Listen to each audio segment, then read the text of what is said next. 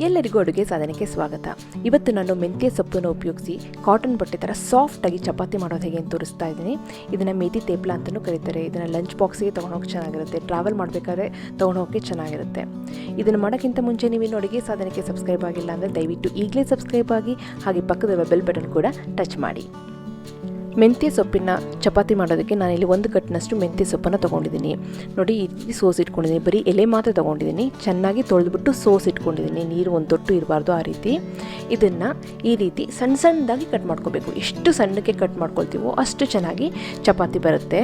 ಈ ಥರ ಕಟ್ ಮಾಡ್ಕೊಳಕ್ಕಾಗಲಿಲ್ಲ ಅಂದರೆ ಮಿಕ್ಸಿನಲ್ಲಿ ನಾವು ಹಾಕ್ಕೊಂಡು, ಆ ಹಿಂದೆ ಒಂದು ಬಟನ್ ಇರುತ್ತೆ ನೋಡಿ, ವಿಪ್ ಅಂತ ಇರುತ್ತೆ ಅಥವಾ ಪಲ್ಸ್ ಅಂತ ಇರುತ್ತೆ ಕೆಲವು ಮಿಕ್ಸಿನಲ್ಲಿ, ಅದರಲ್ಲೂ ಹಾಕ್ಕೊಂಡು ನಾವು ಬಿಟ್ಟು ಈ ರೀತಿ ಸಣ್ಣ ಸಣ್ಣದಾಗಿ ಪುಡಿ ಮಾಡ್ಕೋಬೋದು. ಮಿಕ್ಸಿನಲ್ಲಿ ನೀರು ಹಾಕ್ತಾನೆ ಮಿಕ್ಸಿನಲ್ಲಿ ಮಾಡ್ಕೋಬೋದು. ಬಟ್ ಚಾಕುನಲ್ಲಿ ಕಟ್ ಮಾಡಿದ್ರೆ ಅದು ಟೇಸ್ಟ್ ಜಾಸ್ತಿ ಬರುತ್ತೆ. ನೋಡಿ, ಈ ರೀತಿ ಸಣ್ಣ ಸಣ್ಣದಾಗಿ ಕಟ್ ಮಾಡ್ಕೊಂಡು ಈ ಥರ ರೆಡಿ ಮಾಡಿ ಇಟ್ಕೊಂಡಿದ್ದೀನಿ ನೋಡಿ. ಈಗ ಅದನ್ನು ಒಂದು ಪಾತ್ರೆಯಲ್ಲಿ ಹಾಕ್ಕೊಂಡಿದ್ದೀನಿ, ಕಟ್ ಮಾಡ್ಕೊಂಡಂಥ ಸೊಪ್ಪನ್ನು. ಅದ್ರ ಜೊತೆಗೆ ನಾನಿಲ್ಲಿ 1 ಕಪ್ನಷ್ಟು ಗೋಧಿ ಹಿಟ್ಟನ್ನು ಹಾಕ್ಕೊಂಡಿದ್ದೀನಿ. ಹಾಗೆಯೇ 1/4 ಕಪ್ನಷ್ಟು ಕಡಲೆ ಹಿಟ್ಟನ್ನು ಹಾಕ್ಕೊಂಡಿದ್ದೀನಿ. ಕಡಲೆ ಹಿಟ್ಟು ಹಾಕೋದ್ರಿಂದ ಟೆಕ್ಸ್ಚರ್ ಚೆನ್ನಾಗಿ ಬರುತ್ತೆ. ಹಾಗೆಯೇ 1 ಸ್ಪೂನಷ್ಟು ಮೈದಾ ಹಿಟ್ಟನ್ನು ಹಾಕ್ತಾಯಿದ್ದೀನಿ. ಹಾಗೆಯೇ ಖಾರದ ಪುಡಿ ಹಾಕಿದ್ದೀನಿ 1 ಸ್ಪೂನಷ್ಟು. ಒಂದು ಅರ್ಧ ಸ್ಪೂನಷ್ಟು ಅರಿಶಿನ ಪುಡಿನೂ ಸಹ ನಾನಿಲ್ಲಿ ಸೇರಿಸ್ತಾ ಇದ್ದೀನಿ ಅದೇ ಪಾತ್ರೆಗೆ.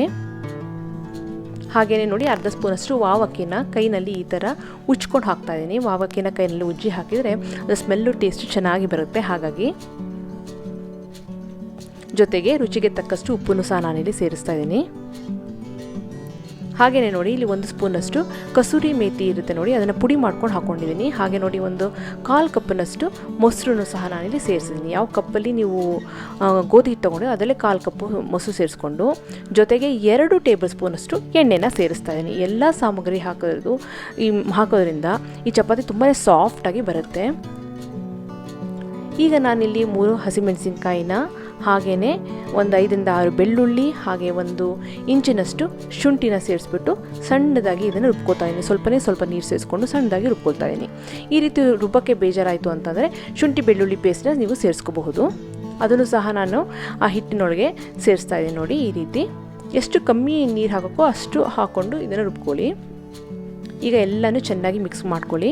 ನೀರು ಹಾಕೋ ಅವಶ್ಯಕತೆ ಇಲ್ಲ, ಯಾಕೆಂದರೆ ನಾವು ಆಗಲೇ ಮೊಸರು, ಆಮೇಲೆ ಶುಂಠಿ ಬೆಳ್ಳುಳ್ಳಿ, ಹಸಿಮೆಣಸಿನಕಾಯಿಗೆ ಸ್ವಲ್ಪ ನೀರು ಸೇರಿಸಿರೋ ಅದು ಎಣ್ಣೆ ಎಲ್ಲ ಸೇರಿದ್ರಿಂದ ಅದೇ ಸಾಕಾಗುತ್ತೆ. ಮೊದಲು ನೀವು ಈ ರೀತಿ ಎಲ್ಲ ಕಲಿಸ್ಕೊಂಡು, ಸಾಕಾಗಲಿಲ್ಲ ಅಂದರೆ ನೀವು ಬೇಕು ಅಂದರೆ ಸ್ವಲ್ಪ ನೀರನ್ನ ಚಿಮ್ಸ್ಕೋಬಹುದು. ಯೂಶ್ವಲಾಗಿ ಈ ಮೊಸರು ಮತ್ತು ಎಣ್ಣೆನೇ ಸಾಕಾಗುತ್ತೆ ನೋಡಿ. ಈ ಹದಕ್ಕೆ ನಾನು ಚೆನ್ನಾಗಿ ಕಲಸಿಟ್ಕೊಂಡಿದ್ದೀನಿ. ಸ್ವಲ್ಪ ಸಾಫ್ಟಾಗಿದ್ದರೆ ಒಳ್ಳೆಯದು. ತೀರಾ ಗಟ್ಟಿಯಾಗಿ ಕಲಿಸ್ಕೋಬೇಡಿ. ತೀರಾ ಗಟ್ಟಿ ಆದರೆ ಚಪಾತಿ ಗಟ್ಟಿಯಾಗಿ ಹೋಗ್ಬಿಡುತ್ತೆ. ಹಿಟ್ಟು ಸಾಫ್ಟ್ ಆದರೆ ಚಪಾತಿ ಸಾಫ್ಟಾಗಿ ಬರುತ್ತೆ. ಇದನ್ನು ಮುಚ್ಚಿಟ್ಬಿಟ್ಟು ಒಂದು 20 ಮಿನಿಟ್ಸ್ ಇದನ್ನು ನಾವು ನೆನೆ ಇಡೋಕ್ಕೆ ಬಿಡಬೇಕಾಗುತ್ತೆ ನೋಡಿ. 20 ನಿಮಿಷ ಆದಮೇಲೆ ಇದನ್ನು ನಾವು ಉಂಡೆಗಳನ್ನಾಗಿ ಮಾಡ್ಕೋಬೇಕಾಗುತ್ತೆ. ಸ್ವಲ್ಪ ಅಂಟೋದ್ರಿಂದ ಕೈಗೆ ಸ್ವಲ್ಪ ಎಣ್ಣೆ ಸೋರ್ಕೊಂಡು ಇದನ್ನು ದೊಡ್ಡ ನಿಂಬೆಹಣ್ಣಿನ ಗಾತ್ರದಲ್ಲಿ ನಾನು ಉಂಡೆಗಳನ್ನ ಮಾಡಿಟ್ಕೊಳ್ತಾ ಇದ್ದೀನಿ.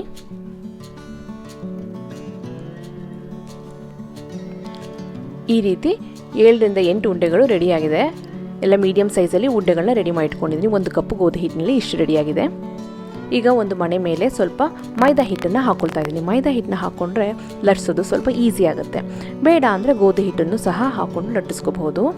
ಸ್ವಲ್ಪ ಜಾಸ್ತಿ ಹಿಟ್ಟನ್ನೇ ಹಾಕ್ಕೊಂಡು ಲಟ್ಟಿಸ್ಕೋಬೇಕಾಗುತ್ತೆ. ಯಾಕೆ ಅಂತಂದರೆ ನಾವು ಇಲ್ಲಿ ಹಿಟ್ಟನ್ನು ಸ್ವಲ್ಪ ತೆಳ್ಳಗೆ ಕಲಿಸ್ಕೊಂಡಿರೋದ್ರಿಂದ ಸ್ವಲ್ಪ ಜಾಸ್ತಿ ಹುಡಿ ಹಿಟ್ಟನ್ನು ಹಾಕ್ಕೋಬೇಕಾಗುತ್ತೆ ನೋಡಿ. ಈ ರೀತಿ ಸಾಫ್ಟಾಗಿ ಇದನ್ನು ಲಟ್ಟಿಸ್ಕೊಳ್ತಾ ಹೋಗಿ ರೌಂಡಾಗಿ, ಮಾಮೂಲಿ ಚಪಾತಿ ಥರ.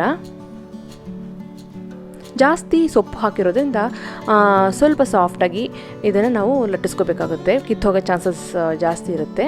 ಹಾಗೆ ನೋಡಿಕೊಂಡು ಈ ರೀತಿ ಚಪಾತಿ ಹದದಲ್ಲಿ ನಾವು ಇದನ್ನ ಲಟ್ಟಿಸ್ಕೋಬೇಕಾಗುತ್ತೆ ನೋಡಿ. ಈ ರೀತಿ ಇದೇ ರೀತಿ ಎಲ್ಲ ಉಂಡೆಗಳನ್ನ ಲಟ್ಟಿಸ್ಕೊಂಡು ನಾನು ರೆಡಿ ಮಾಡಿಟ್ಕೊಂಡಿದ್ದೀನಿ. ಈಗ ನೋಡಿ, ಇಲ್ಲಿ ಒಂದು ತವ ಚೆನ್ನಾಗಿ ಬಿಸಿಯಾಗಿದೆ. ಬಿಸಿಯಾಗಿರೋ ತವ ಮೇಲೆ ನಾವು ಲಟ್ಟಿಸ್ಕೊಂಡಂಥ ಮೆಂತ್ಯ ಚಪಾತಿನ ನಾನಿಲ್ಲಿ ಹಾಕಿಬಿಟ್ಟು ಮೀಡಿಯಮ್ ಫ್ಲೇಮ್ನಲ್ಲಿ ಇದನ್ನ ಬೇಯಿಸ್ಕೊಳ್ತಾ ಇದ್ದೀನಿ. ಒಂದು ಸೈಡ್ ಎಲ್ಲ ಬ್ರೌನಿಶ್ ಆಗಿದೆ ಅಂದಾಗ ನಾನು ಅದು ಮತ್ತೆ ತಿರುಗಿಸ್ಬಿಟ್ಟು ಸ್ವಲ್ಪ ಎಣ್ಣೆನ ಹಾಕ್ಕೊಳ್ತಾ ಇದ್ದೀನಿ. ಬೇಕು ಅಂದರೆ ತುಪ್ಪ, ಬೆಣ್ಣೆ ಏನು ಬೇಕಾದರೂ ಹಾಕೋಬಹುದು. 2 ಸೈಡು ಸ್ವಲ್ಪ ಈ ಥರ ಕಪ್ಪು ಚುಕ್ಕಿ ಬರಬೇಕು. ಅಲ್ಲಿವರೆಗೆ ನಾವು ಇದನ್ನ ಮೀಡಿಯಮ್ ಫ್ಲೇಮಲ್ಲಿ ಬೇಯಿಸ್ಕೋಬೇಕಾಗುತ್ತೆ. ಈಗ ನೋಡಿ, 2 ಸೈಡು ಚೆನ್ನಾಗಿ ಬೆಂದಿದೆ.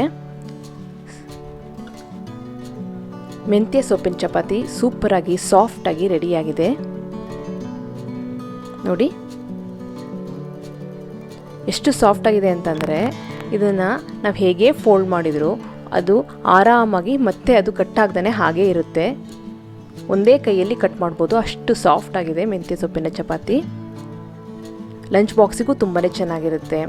ಟ್ರಾವೆಲ್ ಮಾಡಬೇಕಾದ್ರೆ ತೊಗೊಂಡು ಹೋಗ್ಬೋದು, ಏನೂ ಆಗಲ್ಲ, ತುಂಬಾ ಚೆನ್ನಾಗಿರುತ್ತೆ. ಇದನ್ನು ರೈತ ಜೊತೆ ಅಥವಾ ನಿಮ್ಮ ಇಷ್ಟ ಬಂದ ಪಲ್ಯ ಜೊತೆ ತಿನ್ಬೋದು, ತುಂಬಾ ರುಚಿಯಾಗಿರುತ್ತೆ. ನಿಮಗೆಲ್ಲ ಈ ರೆಸಿಪಿ ಇಷ್ಟ ಆಗಿದೆ ಅಂತ ಅಂದ್ಕೊಂಡು ಖಂಡಿತವಾಗ್ಲೂ ಟ್ರೈ ಮಾಡಿ. ಹಾಗೆ ನೀವು ಇನ್ನೂ ಅಡುಗೆ ಸಾಧನಕ್ಕೆ ಸಬ್ಸ್ಕ್ರೈಬ್ ಆಗಿಲ್ಲ ಅಂದರೆ ದಯವಿಟ್ಟು ಈಗಲೇ ಸಬ್ಸ್ಕ್ರೈಬ್ ಆಗಿ ಪಕ್ಕದ ಬೆಲ್ ಬಟನ್ ಕೂಡ ಟಚ್ ಮಾಡಿ. ಈ ವಿಡಿಯೋ ಇಷ್ಟ ಆಯಿತು ಅಂದರೆ ಲೈಕ್ ಮಾಡಿ, ಶೇರ್ ಮಾಡಿ. ವಿಡಿಯೋ ಬಗ್ಗೆ ಏನು ಅನಿಸ್ತು ಅಂತ ಕಮೆಂಟ್ ಸೆಕ್ಷನಲ್ಲಿ ನಂಗೆ ದಯವಿಟ್ಟು ತಿಳಿಸಿ. ಮತ್ತೊಂದು ಇಂಟ್ರೆಸ್ಟಿಂಗ್ ರೆಸಿಪಿಯೊಂದಿಗೆ ಭೇಟಿ ಆಗ್ತೀನಿ. ಅಲ್ಲಿವರೆಗೆ thank you, bye bye, see you.